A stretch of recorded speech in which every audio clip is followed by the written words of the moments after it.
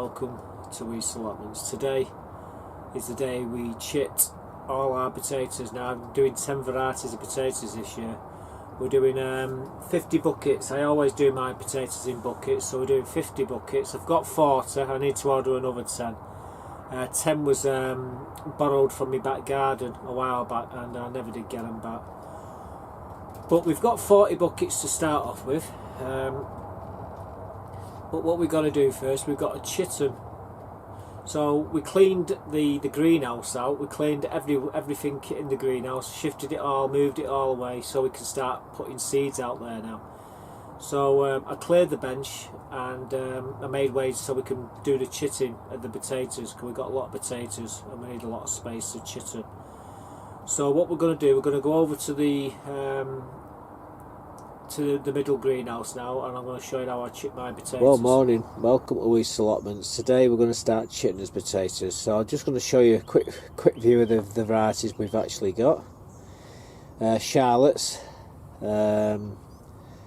we've got Kestrel, they're second early. These are Arran Pilot, they're first early, and so are these Red Duke York, they're first earlies. Remember them Vanessa, what we tried to grow at Christmas? Well, these are the potatoes what we got out of the bucket, so we're going to try these again. We don't give up. I told you I was going to try and do them again, and we've saved them, so we're going to start doing them again.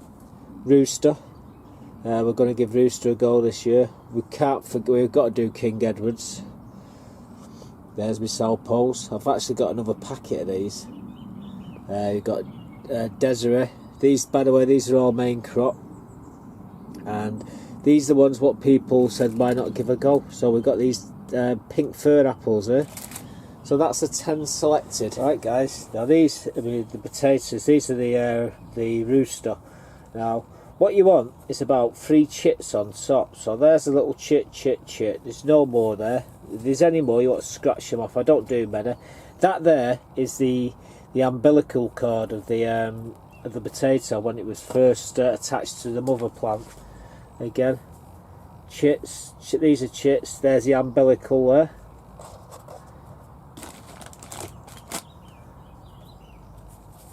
Any chits on the side I tend to rub off. These are very big potatoes, these. There's another, there's a nice grouping of chits there. See how the actual cartons hold the potatoes upright. Be very careful what I'm doing. Here's another one. Face it upright. So these are really nice potatoes. I'll probably put one of these per bucket when I'm ready. There's another one there. Let's put that one in here.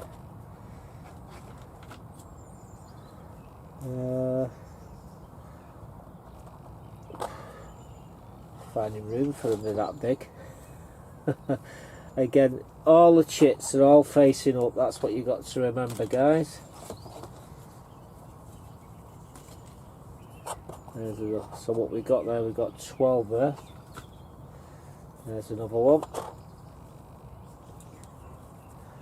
And another.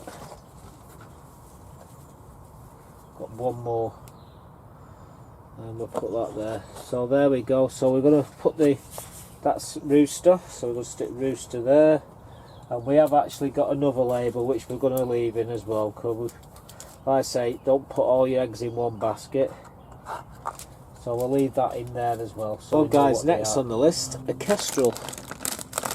So cut the top off. We're going to cut the label out of this.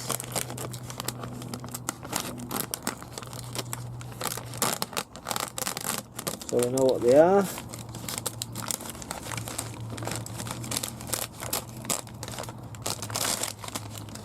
So fingers and thumbs here, guys. So yeah, as long as we've got the Kestrel, we've actually got another label.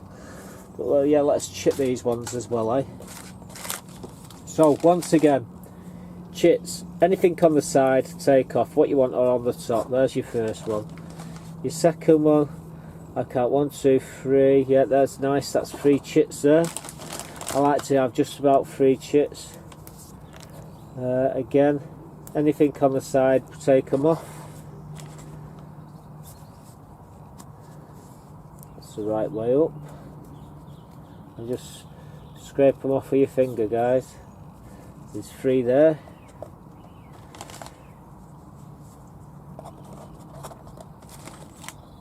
Remember, that's the right way up, guys. There's the umbilical there. That's where the potato actually attached to the mother plant. So that's the chit. There's like 2 ends to a potato, so make sure you get them the right way up. Not that it really matters. I mean, a farmer will tell you just shove it in the ground and it'll find its own way. I think this is just for you know, like people on the allotments. Like, that's a small one. I just broke the chit off that. That's not going to help. Again, there's your chit end up there. So we've got 12 there. So it's first early, and it's Kestrel. So we're going to leave the label there as well, so we don't get it mixed up.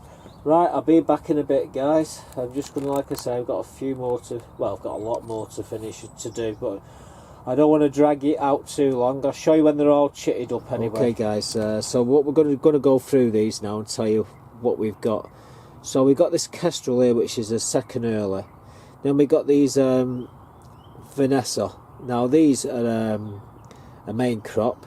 We tried to grow them for Christmas last year, but they failed. But these little potatoes here is what was left, so we're going to try for them again.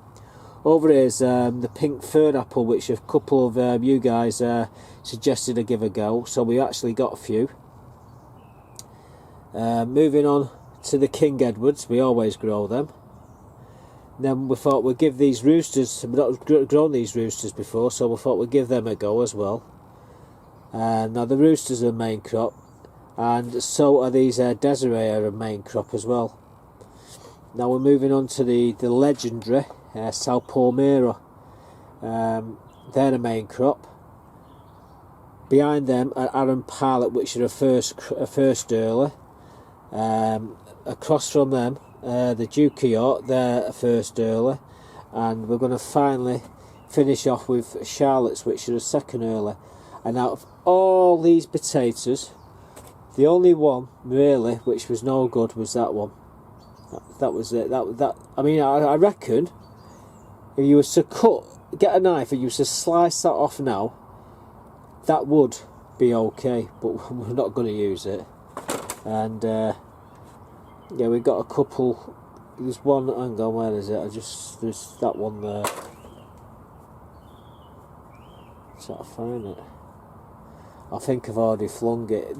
There was one, it had an hole in it, and yeah, we're not messing about with that. But yeah, there's the selection. Can't wait to get them in the buckets, guys. Can I grow all my potatoes in buckets? In them buckets down there. While I was doing the video as well, a friend of mine just come over and said, "There you go, Mark. I believe you've got no red onions yet." And he just brought me these over. He says, "Try these out, mate." He says, "I've got loads of them, so you know we'll find a place for them as well."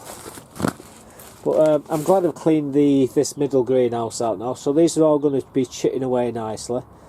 We're going to cover them overnight with a bit of polythene. We're going to sort of drape it over here and just to protect them from the cold. I'll show you when I've done it anyhow. Obviously I won't have it so it's touching the potatoes. It'll be a no-no, anything touching the tops of the potatoes. But if we can actually just give them a little bit more protection in here, because they need light but not direct sunlight. So what I'm going to do as well, I'm going to put a bit of a board there just to protect them from the sunlight, and we should be fine. I've done this many a time, and all the potatoes have actually worked perfectly for me, so why not break with tradition? And if it gets too bright in here, we can always put a bit of newspaper over the top of them as well. That helps. As you can see, this bubble wrap is just covering the potatoes, not touching them, it's just covering them. Well, there you go, all 10 varieties, all chitted now in my egg cartons. You can pick them up from anywhere really, them egg cartons. I got all these given me off a friend of mine who's it's an ed teacher, believe it or not, and he got it out. They got these cartons out the canteen, the school canteen, and he said, "Did I want them?" And I said, "Yeah, great." Anyway, he brought me a right pile, so we've got I must have about 50 of these cartons, which is ideal for chitting other things as well. So anyhow, as you see there, they're all set out now. I put some bubble wrap over the top, but not touching them. It's just to stop them from freezing at night. We don't want them to freeze, and we're going to put a bit of newspaper over the top of them as well, because we don't want direct sunlight on them. But yeah, they're doing all right. So we'll start about the second week in March. We'll do the first lot, get the first lot off. Once they get up to about a foot and a half high, it should be coming up to May. So what we'll do then, we'll drag them outside, we'll cover them in fleece, and hopefully we'll get past that first frost, the last frost in May, and then we'll bring the rest of the potatoes and do the same with them, bring them out, and then it's just a matter of leaving them and let them do the thing. What I will be doing this year is making sure they get a rigorous watering each an individual one. Last year I had a problem. I let them dry out a bit, and some of them weren't as good as others. It was apparent where I'd not been getting the water into the buckets properly, which I knew I wasn't doing it properly to start off with, because I couldn't reach. Well, them particular buckets didn't do too well, and that was just because of lack of water. So we won't make that mistake again this year. But as you see, they're all chitting away nicely there in the greenhouse. Once we start to plant them, I'll show you how I plant my potatoes, and hopefully see if we can beat that record what we got last year of 16.5 pound of Sarpo Miras out of a 30 litre bucket. That's the target to beat anyhow. Whether we beat it, I don't know. It's all in the lap of the gods basically. Right, so there you go. That was the chitting of the potatoes. I hope you enjoyed it. It was just a short clip. See you soon guys. Bye for now.